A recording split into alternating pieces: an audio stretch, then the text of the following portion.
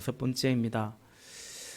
사무엘 하를 강해에 갈 때 제가 여러 강해 설교집을 또 참고해서 보기도 해보면 사무엘하 10장은 그냥 생략하는 경우들이 들어 있는 것 같습니다. 왜냐하면 이 전쟁 이야기거든요. 이게 이미 앞서 8장에서 전쟁 이야기들을 충분히 다루었기 때문에 라고 봅니다. 그래서 저도 오늘 사무엘하 10장을 다윗이요 암몬과도 싸웠고요, 그리고 암몬과의 전쟁에서도 이겼습니다 라고 그냥 그렇게 말씀드리고 그렇게 퉁 치고 그냥 넘어갈까 하다가 10장 본문을 읽고 또 읽다가 또 묵상하는데 성령께서 주시는 은혜가 있고 또 그 메시지를 함께 나누기를 원하신다라는 생각이 들어서 우리 사무엘하 10장을 또 함께 이렇게 살펴보고자 합니다. 먼저 지도를 잠깐 보고자 하는데요. 우리 이 지도 이제 어느 정도 눈에 익죠. 다윗이 머무는 곳은 예루살렘입니다. 암몬이 여기 있어요. 이 사이에 암몬으로 가려면 여리고를 통과하고 오늘 돌아올 때 여리고로 돌아오고 다윗의 신하들이 수염이 다 자랄 때까지 여리고에 있으라고 다윗이 배려하는 것을 보게 되는데요. 사실은 요 사이에 이게 요단강이 흐릅니다. 그래서 이 가나안 서쪽에서 동쪽으로 넘어가려면 사실은 여리고를 통과하고 요단강을 건너야 이제 여기가 암몬입니다. 다윗이 이미 우리가 여기 블레셋, 또 위쪽으로는 이 아람 지역, 또 아래로는 오른쪽으로는 모압, 또 밑으로는 에돔, 이 모든 전쟁을 8장에서 수행을 했고 그 모든 전쟁 가운데 하나님께서 다윗이 가는 곳마다 어디를 가든지 승리를 안겨주셨다라는 것을 우리가 보았는데요. 오늘 전쟁은 이제 다음 주에 보겠지만 원래는 다윗이 암몬과 싸우려고 한 건 아닌데 어쨌든 암몬에게 조문 사절단을 보내고 또 그 이 암몬 왕이 그 조문 사절단을 정말 무례한 정도가 아니고 도발을 가해서 이제 결국은 전쟁하게 되는 것을 우리가 보게 되는데요. 위치가 어느 정도인가 이 정도라고 이해하면 되겠습니다. 네, 지도는 이제 여기까지 보고요. 그러면 암몬은 어떤 민족인가? 암몬은 아브라함의 조카 롯의 자손들이죠. 그 창세기 19장 36절 이하에 보면 롯의 두 딸이 드디어 아버지의 아이를 가지게 되었다. 이 사실 참 근신상간을 통해서 난 일입니다. 큰 딸은 아들을 낳고 아이 이름을 모압이라고 하였으니 그가 바로 오늘날 모압 사람의 조상이다. 작은 딸도 아들을 낳고 아기 이름을 베남미라고 하였으니 그가 바로 오늘날 암몬 사람의 조상이다라는 거예요. 소돔성의 죄악으로 인해서 하나님이 불심판을 하시죠. 그런데 그 가운데서 하나님이 그래도 구해준 것이 사실은 아브라함 때문인데요. 그의 조카 롯이고 여기 두 딸입니다. 그런데 훗날 이 두 딸이 아버지에게 술을 먹여가지고 정신이 없을 때 아버지와 동침을 해서 그렇게 해서 낳은 아들이 첫째 아들이 큰 딸이 낳은 아들이 모압이고 둘째 딸이 또 낳은 아들이 베남미인데 모압이 모압 족속이 되고 베남미가 암몬 족속이 되었더라라는 겁니다. 결국 암몬은 아브라함의 조카 롯의 후손이기도 하기 때문에 아브라함 그러니까 이스라엘 민족과도 어느 정도는 혈육이요 친척인 관계라고 볼 수 있죠. 그래서 신명기 2장에 보면 하나님께서 여기 암몬에 대해서 우호적으로 대할 것을 싸우지 말 것을 명령합니다. 신명기 2장 18절 19절에 보면 오늘 너는 모압 땅의 경계인 아르를 지나 19절 암몬 자손이 사는 곳에 다다를 것이니 이 가나안을 정복할 때 말입니다. 너는 그들을 괴롭히지도 말고 싸우지도 말아라. 암몬 족속의 땅은 내가 너에게 유산으로 주기로 한 땅이 아니다. 그것은 내가 이미 롯의 자손에게 유산으로 주었기 때문이다. 그래서 다윗이요 원래 암몬과 싸우려고 하지 않았습니다. 이 정도 이해 속에서 우리가 이제 오늘 본문을 또 같이 보고자 하는데요. 1절과 2절입니다. 1절과 2절 같이 읽어 보십시다. 그 뒤에 암몬 사람의 왕이 죽고 그의 아들 한운이 그를 이어서 왕이 되었다. 다윗은 한운의 아버지 나하스가 나에게 은혜를 베풀었으니 나도 나하스의 나하스의 아들 아들 한운에게 한운에게 은혜를 베풀어야겠다 하고서 신하들을 보내어 고인에게 조의를 표하게 하였다. 그래서 다윗의 신하들이 암몬 사람의 땅에 이르렀다. 아멘. 원래 암몬의 왕은 2절에 보니까 나하스라는 사람입니다. 그런데 그가 죽었어요.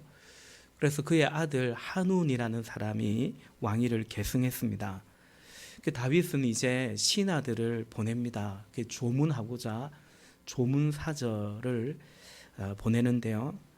여러분, 이렇게 한 나라의 왕이 죽어서 그의 고인의 죽음을 추모하기 위해서 조문단을 보내는 것은 일종의 특사 개념입니다. 그래서 그들이 가서 사실은 우리 왕께서 다윗 왕이 이렇게 고인을 애도하고 위로하라고 우리를 보내셨다라고 하면서 다윗 왕의 위로를 대신 전하는 것이 조문 사절이죠. 그래서 2절에서 다윗은 이런 말을 해요. 고인이, 그러니까 나하스가 자신에게 은혜를 베풀었다라고 합니다. 그런데 그 은혜가 무엇인지 본문이 밝혀주고 있지는 않은데요. 여러 가지 해설들, 설명들은 많이 있습니다. 그러니까 이스라엘의 왕이 이제 다윗 와페 왕이 사울 왕이잖아요. 사울 왕과 암몬이 전쟁을 벌입니다. 사울이 이겨요. 그 뒤로도 암몬과 사울은 사이가 좋지 않습니다. 그럼 다윗과 사울은 사이가 어떻습니까? 사울이 다윗을 못 잡아먹어서 안달이니까 그 다윗에게 쫓김을 당하고 있었기 때문에 그런 어떤 이해 속에서 암몬은 똑같이 사울과 적대적이었던 이 다윗의 도피를 다윗의 그런 어려운 시절에 도움을 주지 않았을까, 은혜를 베풀어 주지 않았을까, 이제 그렇게 보통은 이해합니다. 오늘 다윗이 그래서 이 조문 사절단을 보내는 것은 두 가지 의미와 목적이 있어요. 첫째는 말 그대로 조문하고자 하는 거죠. 고인의 죽음을 애도하는 것이고, 그 다음에는 고인을 이어서 새로 왕위에 오른 이 한운에게는 위로를, 아버지의 죽음이니까 위로함과 동시에 새로운 왕위에 오른 것에 대해서 일종의 축하하고자 하는 인사도 하고자 했던 것입니다. 이번에 얼마 전에 영국의 엘리자베스 여왕이 이제 이렇게 서거했을 때 그 장례식에 그죠, 우리 대통령도 다녀오셨지만 많은 전 세계 정상들이 조문한 것도 첫째는 그 여왕의 죽음을 서거를 애도하는 것이고 조문하는 것이고, 또 한 가지는 그 뒤에 이어서 왕위를 계승한 그 찰스 왕세자를 또 위로하기도 하고 축하하고자 했던 것과 같은 겁니다. 그런데 2절에 다윗이 이렇게도 말을 하죠. 나도 나하스의 아들 한운에게 은혜를 베풀어야겠다. 그러니까 나하스가 나에게 은혜를 베풀었다라는 거예요. 그런데 나도 나하스의 아들 한운에게 은혜를 베풀어야겠다라는 겁니다. 그러니까 고인이 나에게 은혜를 베풀어서 그걸 기억해서 가서 마땅히 조문하고 인사하고 그거는 이제 당연한 표현인 것 같은데, 가서 은혜를 베풀어야겠다라고 하는 것은 일반적인 그런 말은 아닌 것 같습니다. 그런데 지금 다윗은 가서 은혜를 베풀어야겠다, 단순한 위로, 더 나아가 축하의 그런 어떤 나라 간의 그런 외교적인 그런 인사와 어떤 그런 것이 아니라 나도 가서 그의 아들에게 한운에게 은혜를 베풀어야겠다라고 하는 거죠. 여기서 우리가 이해해야 될 것은 뭐냐면, 당시 다윗 왕이 이스라엘이 가지고 있는 힘에 대해서 이해를 해야 되죠. 얼마나 건세를 가지고 있었는가라는 것입니다. 우리 앞서 8장에서 좀 전에 제가 지도에서도 설명한 것처럼 지금 이 팔레스타인 지역에서요, 이미 사방 나라들을 정복하여 패권을 거머쥔 맹주가 누군가? 다윗입니다. 그래서 이 사실 암몬 정도는 저 아람도 다 차지한 마당에 유프라데스 강까지 올라간 마당에 이 암몬 정도는 다윗이요 이스라엘이요 마음만 먹으면 얼마든지 굴복시킬 수 있었습니다. 그런데 다윗이 그러지 않겠다라는 거예요. 그래서 다윗이요 나하스의 아들 하눌에게 은혜를 베풀겠다라는 이런 표현을 쓸만한 겁니다. 그러니까 싸우지 않겠다, 침범하지 않겠다, 우리 서로 이렇게 좋게 지내자라는 겁니다. 왜냐하면 다윗은 하나님이 허락하시면 명하시면 거기까지는 나아간 것이고, 그러나 더 나갈 수 있어도 그것이 하나님의 말씀이 아니고 뜻이 아니면 거기까지만 나아갔던 그런 사람이었기 때문이죠. 그런데 이런 다윗의 마음도 몰라주고 그만 암몬 왕 한온과 또 암몬의 대신들이 큰 오판을 하고 맙니다. 그래서 다윗의 이 호의를, 이 은혜를 원수로 갚는다라는 말이 있는데 진짜 은혜를 원수로 갚았음을 우리는 본문을 통해서 보게 되죠. 본문 3절과 4절을 또 같이 다시 한번 읽겠습니다. 시작. 그러나 암몬 사람의 대신들이 자기들의 상전인 하나님께 말하였다. 다윗이 임금님께 조문 사절을 보낸 것이 임금님의 부친을 존경하기 때문이라고 생각하십니까? 오히려 이 도성을 두루 살피고 정탐하여 함락시키려고 다윗이 임금님께 자기의 신하들을 보낸 것이 아닙니까?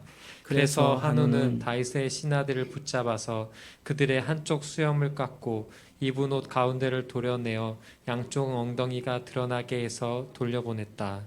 아멘. 암몬의 신하들은 다윗의 이 호의를 오히려 호전적으로 받아들입니다. 이들은 우리가 읽은 것처럼 다윗 왕이 보낸 이 조문 사절들은 그것을 빙자해서 사실은 이 땅에 찾아온 정탐꾼들이요, 이제 스파이라고 보는 겁니다. 그래서 결국 어떤 행동을 취했습니까? 이 조문 사절들, 다윗의 신하들의 수염을 깎아버려요. 한쪽만 깎습니다. 그러니까 아래 밑둥을 자른 게 아니고요, 수염이 길러져 있으면 이렇게 좌우에서 한쪽만 자릅니다. 굉장히 우스꽝스럽게 만든 거죠. 또한 그 당시 사람들이 입던 옷이 쉽게 말하면 원피스 같은 이런 옷인데 그걸 중간에서 허리단에서 잘라버렸습니다. 하체가 드러나고 엉덩이 살이 다 드러나게 굉장히 수치스럽게 만들어 버린 것입니다. 여러분, 이것은 도발이죠. 이것은 그야말로 도발이고요. 이것은 한판 붙자 싸우자는 말과 똑같습니다. 선전포고입니다. 이게 개인 대 개인의 일이 아니지 않습니까? 이것은 다만 이 조문 사절단에게 한 행동이 아니고 사실은 그를 보낸 다윗 왕을 향해서 한 행동인 것입니다. 여러분, 지금도 그렇지 않습니까? 외교 사절에게 하는 대우는 그 사람을 넘어서 그를 보낸 국가 원수에게, 그리고 그 나라 국민에게 대하는 결국은 그 결과가 되는 거죠. 더욱이 여러분, 여기 이 사절단에게 한쪽 수염을 잘라버리고 옷을 또 허리뚱을 잘라버리고, 이건 모두가, 이 수염과 옷은 여러분 자유를 그리고 신분을 상징하는 겁니다. 당시 노예들은 수염을 다 밀었습니다. 노예는 자유가 없어요. 니네들이 무슨 수염을 기르느냐? 수염 못 기르게 했습니다. 그리고 옷 자체가 신분에 따라서 입는 옷이 유니폼이 다른 것처럼 옷 또한 신분을 상징하는 겁니다. 그야말로 노예에게나 하는 행동을 했다라는 것은 이 뭡니까? 암몬이 이스라엘을 노예 삼겠다. 너희들 우리에게 항복하라라는 그런 메시지와 진배가 없는 거죠. 그러니까 그야말로 도발인 것입니다. 지금 한우는, 그리고 암몬의 이 신하들은 큰 오판을 하고 그냥 쉬운 말로 지금 미친 짓을 하고 있는 것입니다. 이 일이 적시로 다윗 왕에게 보고가 됩니다. 당연히 그래야죠. 그리고 다윗은 그에 대해서 조치를 취하게 되죠. 본문 5절입니다. 5절 같이 읽겠습니다. 사람들은 이 일을 일테에 알렸다. 조문 사절이 너무나도 수치스러운 일을 당하였으므로 다윗 왕은 사람을 보내어 그들을 맞으며 수염이 다시 자랄 때까지 여리고에 머물러 있다가 수염이 다 자란 다음에 돌아오라고 하였다. 아멘. 여러분, 결국 이 일로요, 이 전쟁을 하게 됩니다. 그리고 암몬이 대패를 합니다. 자기들이 이스라엘을 노예 삼으려고 했다고 한다면 결국 이들이 패해서 다윗 왕국에 조공을 바치게 되게 종이 되어서 조공을 바치게 되죠. 다음 주에 좀 더 보겠습니다. 그런데 여러분, 6절, 오늘 보면 6절에서 보듯이 이 일로 인해서 다윗이 먼저 전쟁을 시작한 게 아닙니다. 6절에 보니까 암몬 사람들은 자기들이 다윗에게 미움을 사게 된 줄을 알았다. 암몬 사람들은 사람을 보내어서 베트름의 시리아 사람과 소바의 시리아 사람에게서 보병 2만 명과 마아가의 왕에게서 1,000명과 돕 사람들에게서 12,000명을 용병으로 고용하였다. 다윗이 먼저 전쟁을 준비한 게 아니에요. 이들이 이러고 나니까 그래서 다윗이 이제 요압 장군을 시켜서 전쟁을 준비하도록 하고 이제 다음 주에 보겠지만 전쟁을 하게 됩니다. 그러니까 이들이 찔리고 자신들이 캥겨서 이제 뭐 원군을 요청하고 용병을 사오고 그리했다라는 거죠. 사랑하는 여러분, 이것이 이제 오늘 본문의 내용인데요. 저는 오늘 이 본문에서 우리가 역시 봐야 되는 것은 다윗인 것 같아요. 오늘 다윗을 보는데 두 가지 관점에서 다윗을 좀 보고자 합니다. 뭐 조금 졸린 분들도 이제부터 좀 들어도 됩니다. 이제부터 좀 들으시면 됩니다. 첫째는 다윗의 뭘 보고자 하냐? 첫째는 다윗의 인격, 더 나아가 왕으로서 정치가로서의 다윗의 지도력을 우리는 보게 되죠. 다윗은 자신이 보낸 이 신하들이, 조문 사절들이 이렇게나 오늘 설교의 제목처럼요, 너무나도 수치스러운 일을 당하였기 때문에 다윗은 그들의 수치를 덮어주는 것에 최선을 다하고 있음을 우리는 보게 됩니다. 그게 본문 5절이죠. 5절에 보니까 다윗은 조문 사절이 너무나도 수치스러운 일을 당하였으므로 다윗 왕은 사람을 보내어서 그들을 맞이하게 합니다. 그리고 수염이 다 자라도록, 예루살렘에 돌아오지 않고 수염이 다 자라도록 그 여리고에 머물도록 합니다. 그들이 받은 충격, 모욕감, 그 수치심에 대해서 진정시키고 또 치유할 수 있는 시간을 배려해 주었던 것입니다. 이들이 왕이 보낸 신하들입니다. 이 신하들은 어떤 생각을 했을까요? 자신들이 그런 수모를 당할 때 자신도 자신이지만 그 신하들이 당연히 알죠. 이것은 우리의 왕에게 한 도발이다.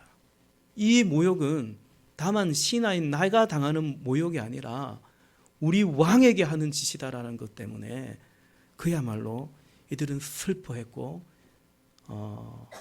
단식을 했을 것입니다. 이 신하들이 다윗 왕을 사랑하는 신하들이거든요.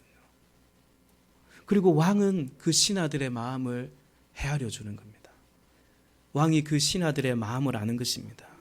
여러분, 이것이 참 중요해요.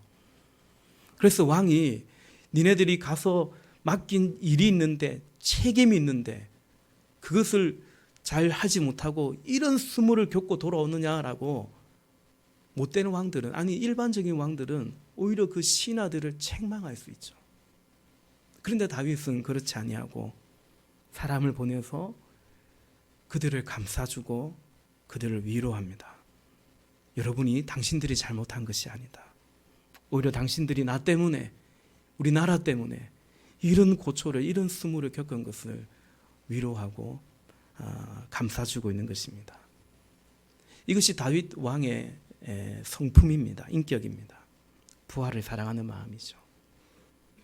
그리고 이것은 당연히 그가 왕이기 때문에 이것은 왕으로서의 다윗의 리더십, 지도력이라고 볼 수 있습니다.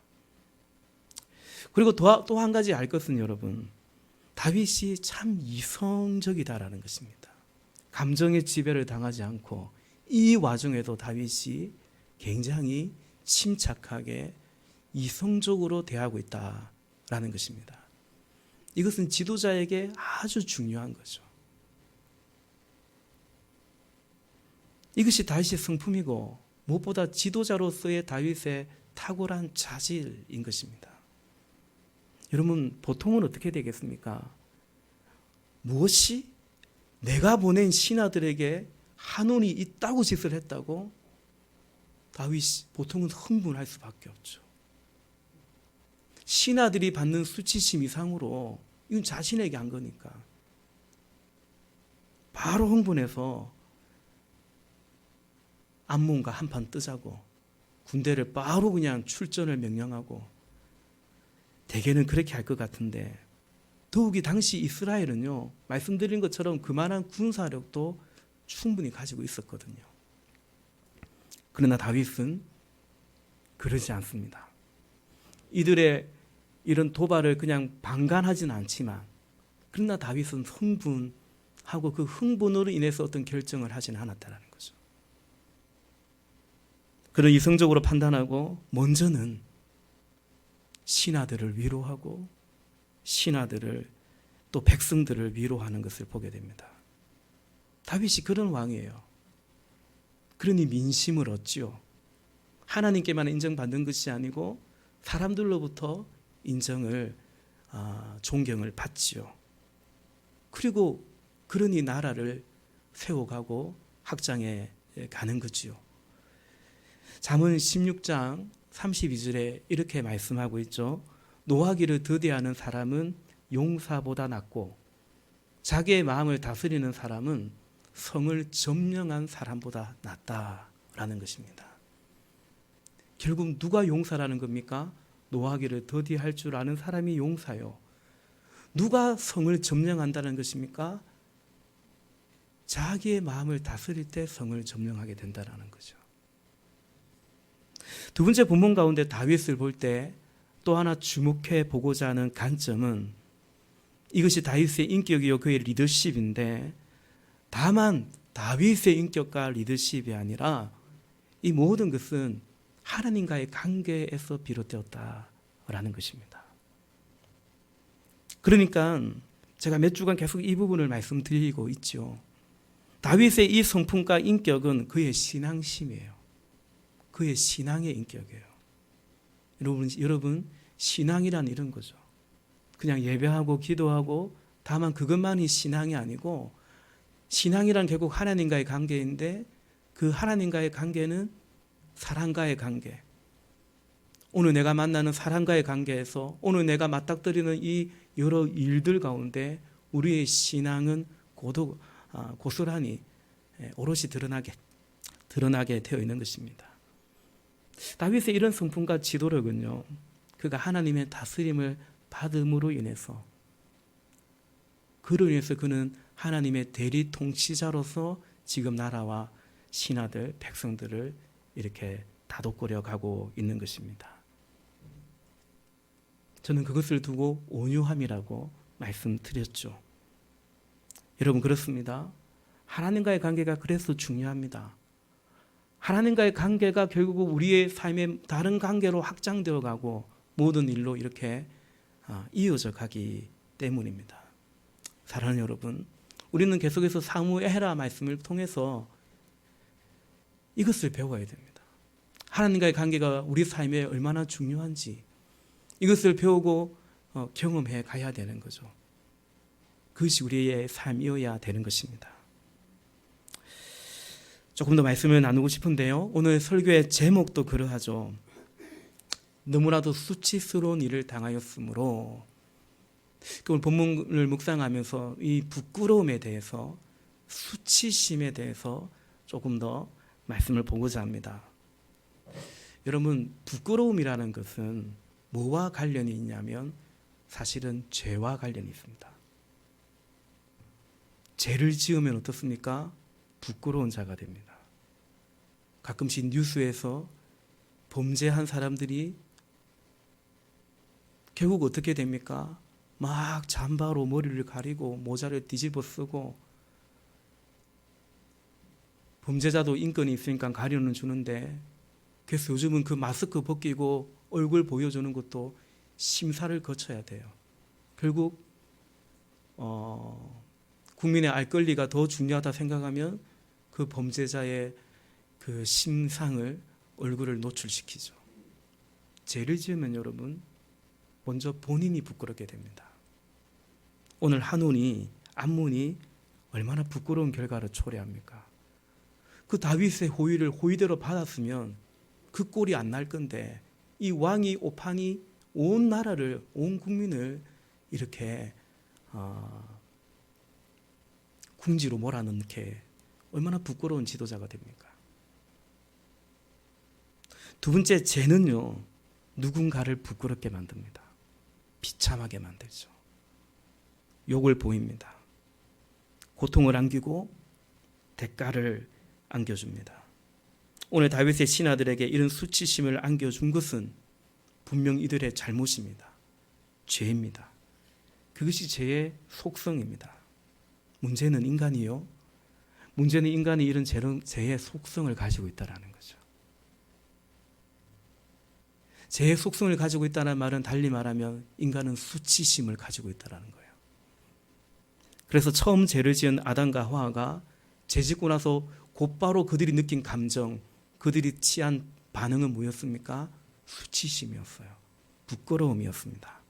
창세기 33장 7절에 보니까 선악을 알게 하는 그 나무를 먹고 나서 불순종의 죄를 저지르고 나서 7절에 그러자 두 사람의 눈이 밝아져서 자기들이 벗은 몸인 것을 알고 무화과 나무 잎으로 치마를 엮어서 몸을 가렸다라는 것입니다. 가리는 거예요. 우리 사진 한번 보여주시겠어요? 우리 봄에 많이 본 사진이죠. 가면을 뒤집어 쓰는 겁니다.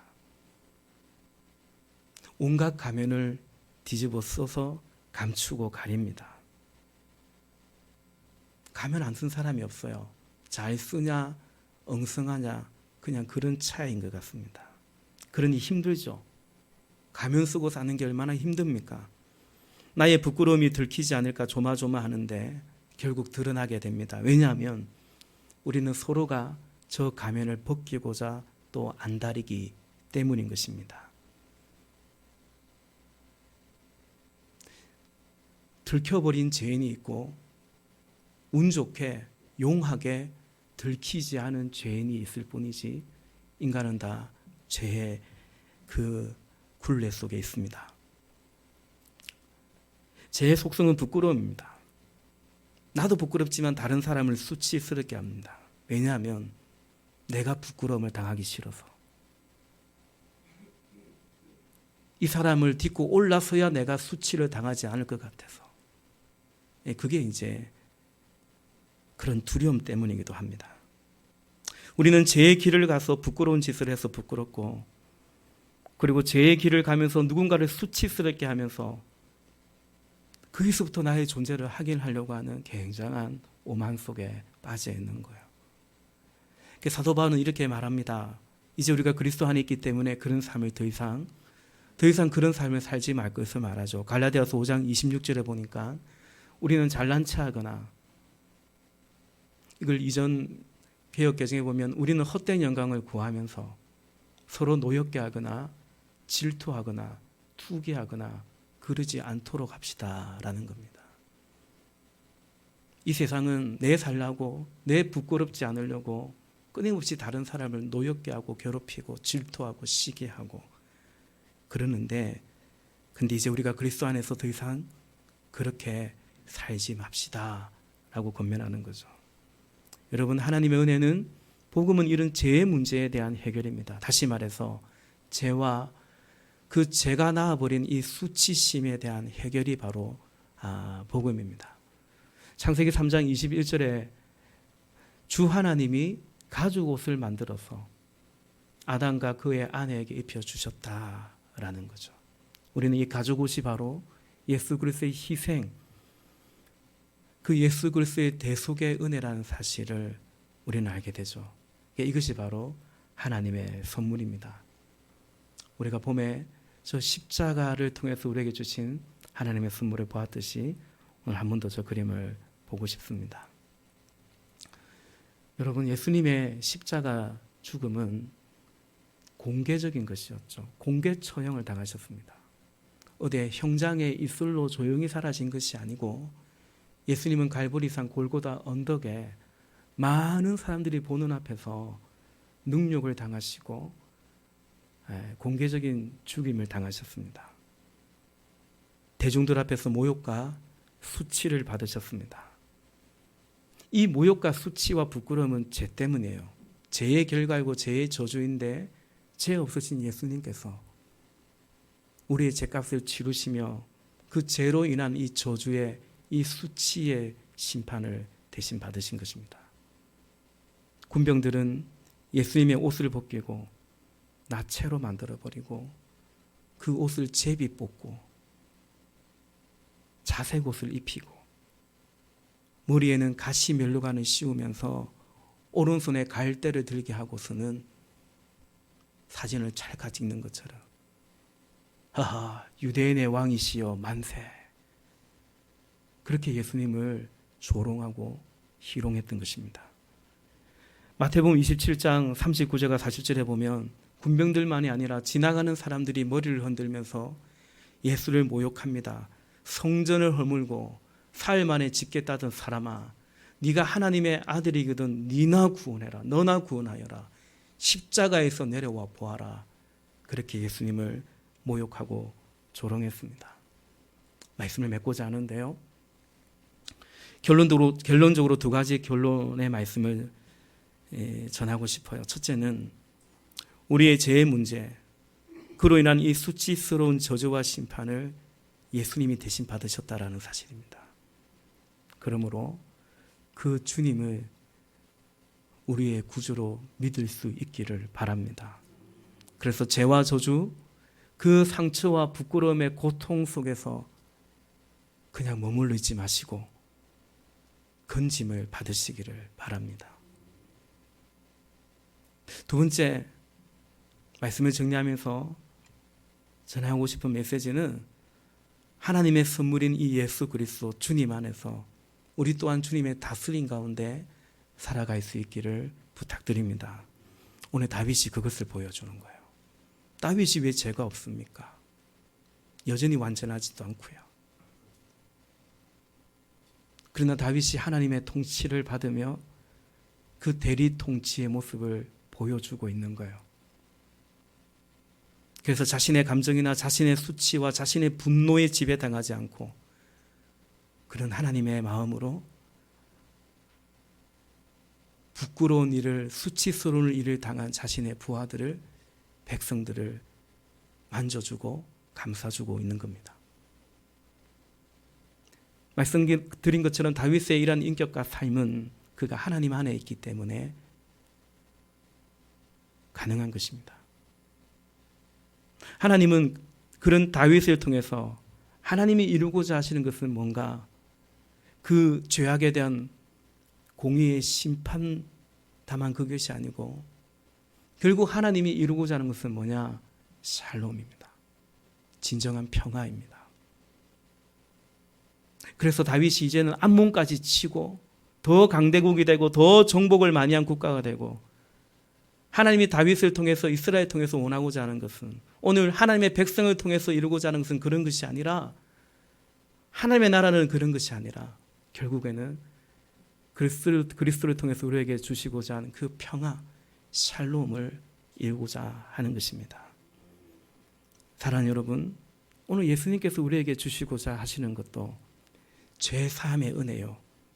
결국 그 모든 것 통해서 우리에게 주시고자 하는 것은 뭡니까? 하나님과의 관계가 회복되어서 샬롬이 이루어지기를 원하는 거죠. 그러므로 여러분, 우리는 샬롬을 사모하고 더 나아가 우리가 그런 평화의 도구가 되기를, 평화의 통로가 될 수 있기를, 누군가를 위로하는 하나님의 샬롬을 전할 수 있는 사람이 되기를 우리 역시 소원하고 사모해야 될 줄로 믿습니다. 오늘 5절에 보니까 다윗이 나간 거나 마찬가지죠.